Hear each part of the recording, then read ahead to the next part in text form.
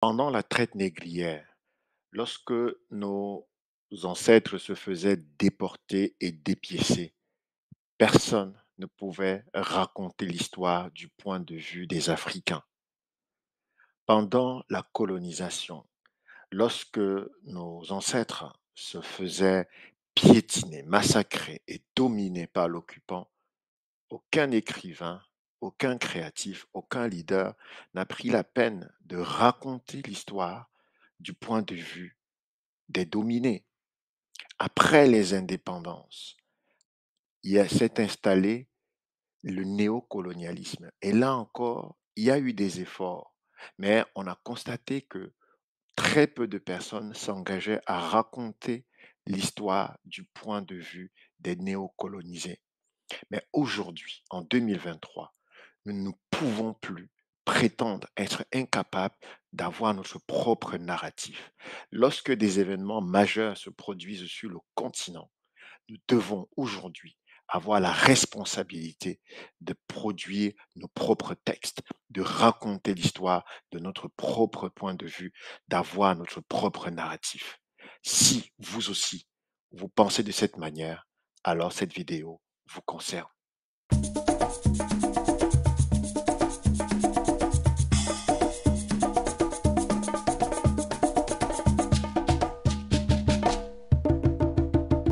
Posez le premier acte des champions. Abonnez-vous, partagez et passez à l'action. Salut, moi c'est Eman Kenfak de la chaîne Le Club des Champions. Si vous êtes nouveau sur cette chaîne, sachez que cette chaîne a été créée pour promouvoir la créativité, le leadership et l'entrepreneuriat parce que je suis convaincu que ce sont les trois piliers par lesquels la jeunesse africaine doit absolument passer pour pouvoir parvenir à ce que j'appelle l'aurore africaine. L'aurore africaine est tout simplement un ensemble de projets, un ensemble d'actions qu'il faut que nous mettons en place pour voir le soleil se lever.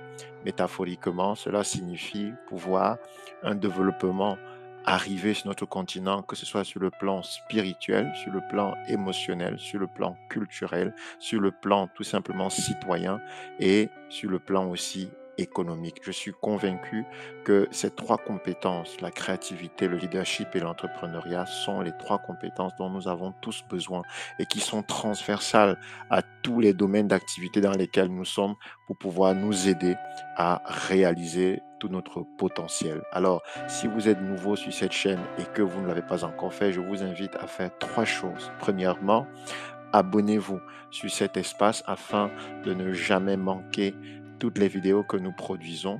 Ensuite, partagez cette vidéo si vous connaissez des personnes qui sont concernées par ce sujet que nous abordons spécifiquement aujourd'hui. Et enfin, faites une troisième chose qui est fondamentale et plus importante que les deux premières, passez à l'action. Car ce ne sont pas ces vidéos qui vont changer l'Afrique, mais c'est le fait que des Africains, en écoutant ces vidéos, vont mettre en pratique des choses qui sont partagées sur cette vidéo et vont pouvoir alors passer d'une étape à une autre, pouvoir avancer et parvenir effectivement à l'aurore africaine. Dans le cadre de cette vidéo, je voudrais partager avec vous mon sentiment par rapport à quelque chose que j'ai constaté après le séisme qui a frappé le Maroc le 8 septembre dernier, le 8 septembre 2023. J'ai intitulé cette vidéo Attention aux narratifs mensongers et opportunistes des médias français. Je m'attaque particulièrement aux médias français, même si de manière générale, il s'agit des médias occidentaux. Mais force est de constater que ce sont les médias français qui sont le plus coupables de ce que je reproche dans le cadre de cette vidéo. Mais cette vidéo n'est pas seulement là pour critiquer, cette vidéo n'est pas seulement là pour relever les méfaits des médias français, mais c'est également dans cette vidéo, j'appelle à nous unir pour soutenir le Maroc et notamment par l'écriture au travers de la maison d'édition que je dirige, les éditions africaines. Alors, comme vous le savez tous, la nuit du vendredi 8 septembre 2023, un séisme a frappé le Maroc avec un épicentre situé dans le sud du Maroc, notamment dans la région de Marrakech. Nous qui sommes à Rabat, nous avons ressenti ce séisme. Je me souviens très bien et je crois que je me souviendrai pendant encore longtemps de cette nuit où j'étais en train de travailler chez moi à la maison et j'ai ressenti cette secousse. J'ai vu le bâtiment trembler, j'ai vu le bâtiment bouger et j'ai dû mobiliser mon courage et mon leadership pour rassurer ma famille et mettre en place un dispositif de sécurité en cas de drame.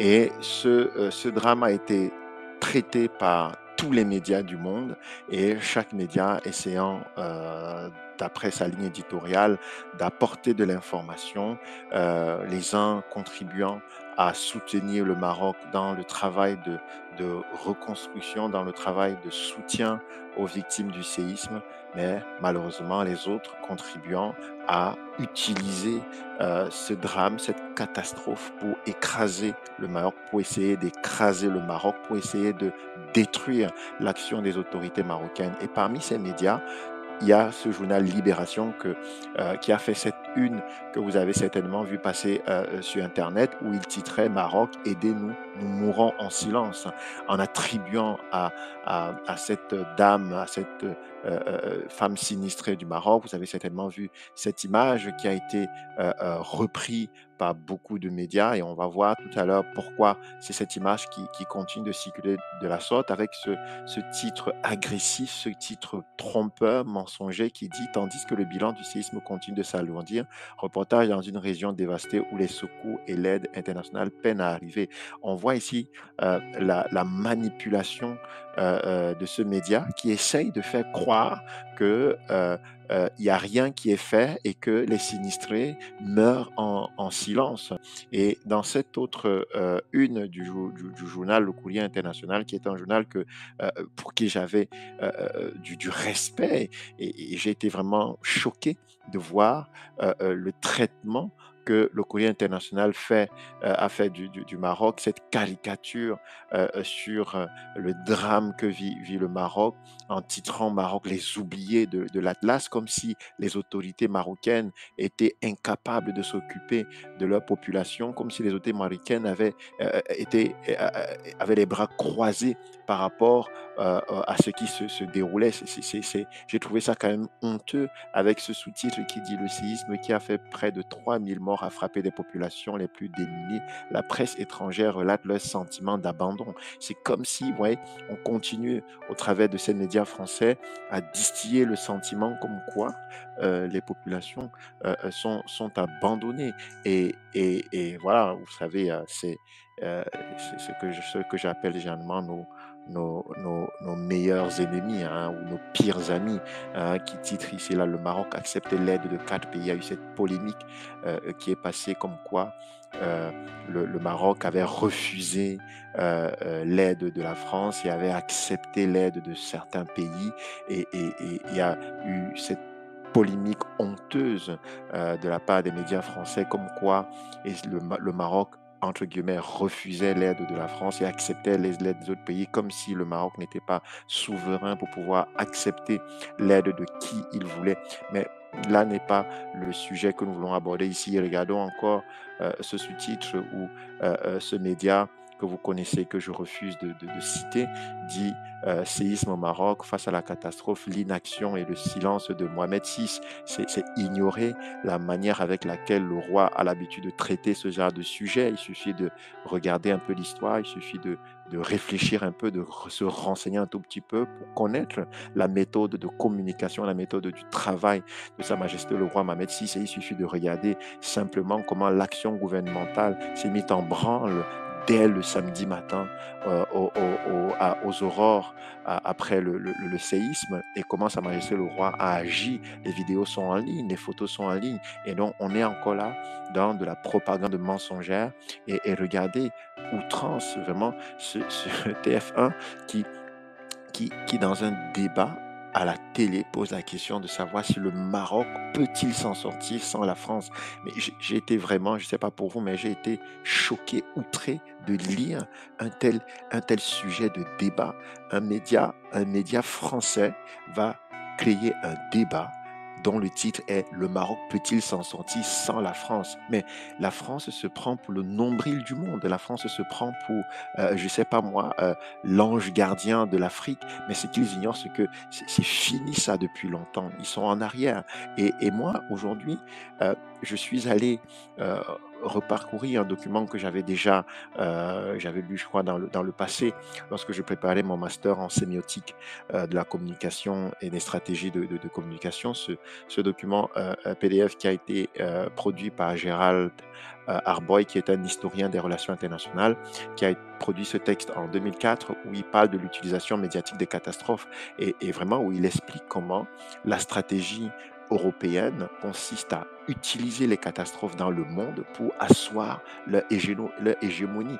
Vous avez d'abord d'ailleurs certainement constaté dans le discours des médias internationaux, probablement, et particulièrement des médias français par rapport à cette catastrophe au Maroc, qui titre la diplomatie du séisme. C'est-à-dire qu'on va utiliser une catastrophe qui touche des populations, on va utiliser une catastrophe qui touche un pays pour ses intérêts personnels. Et dans ce document que je vous invite à consulter, vous pouvez taper simplement sur Google de l'utilisation médiatique des catastrophes, Gérald Arboy 2004, vous allez trouver vraiment, c'est un document qui fait 10 pages, facile à lire, où vous allez comprendre, où il détaille comment les médias s'organisent pour vraiment vampiriser les pays à partir d'une catastrophe. Et un exemple que j'ai sélectionné pour vous illustrer ça. C'est, si vous vous souvenez très bien, en 2004, bon, il y a une erreur là, je voulais mettre, c'est plutôt 2004 et non 2024,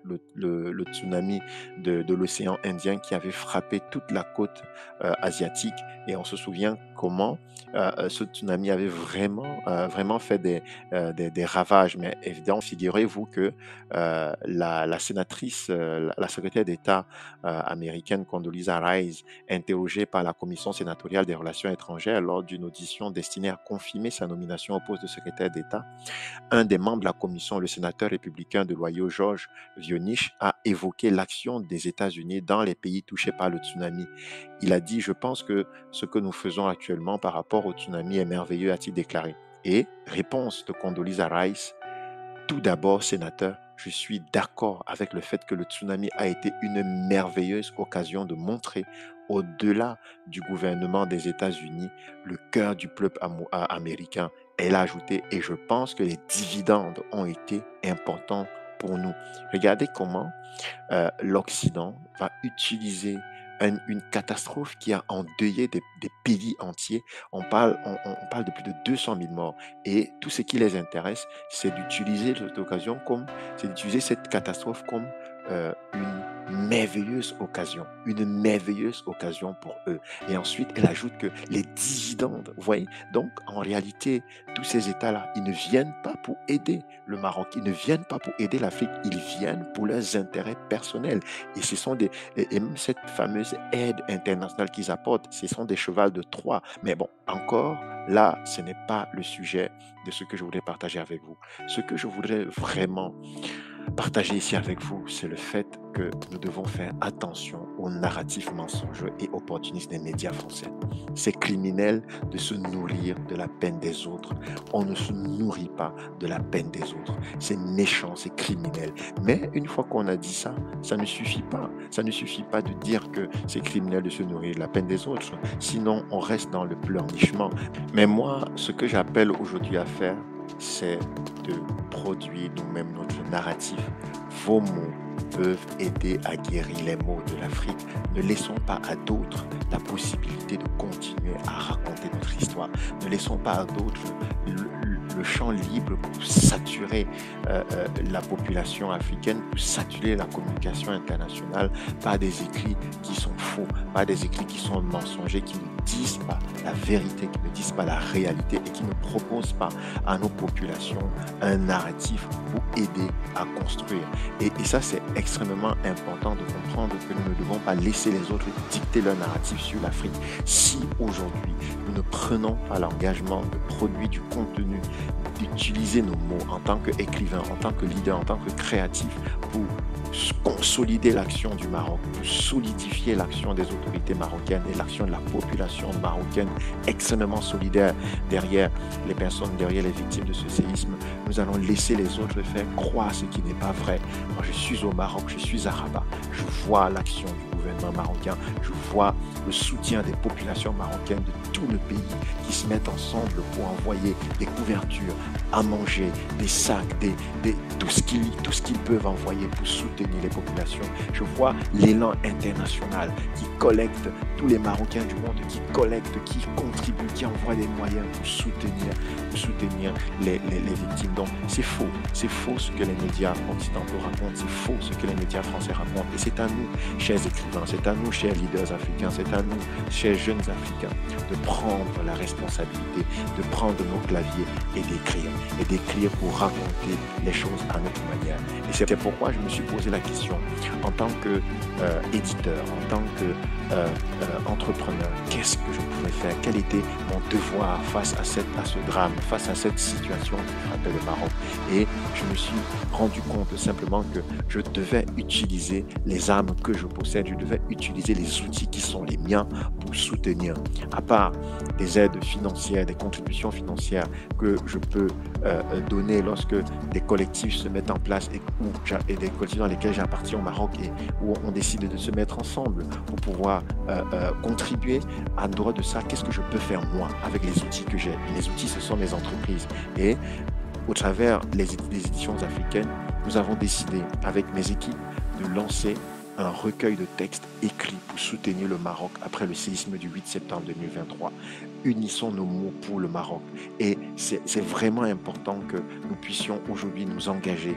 Peut-être que vous n'avez pas les moyens financiers pour soutenir. Peut-être que vous n'êtes pas sur place au Maroc pour contribuer, pour donner un coup de main. Mais de là où vous êtes, peu importe où vous vous trouvez, si vous recevez cette vidéo, alors vous pouvez écrire quelque chose.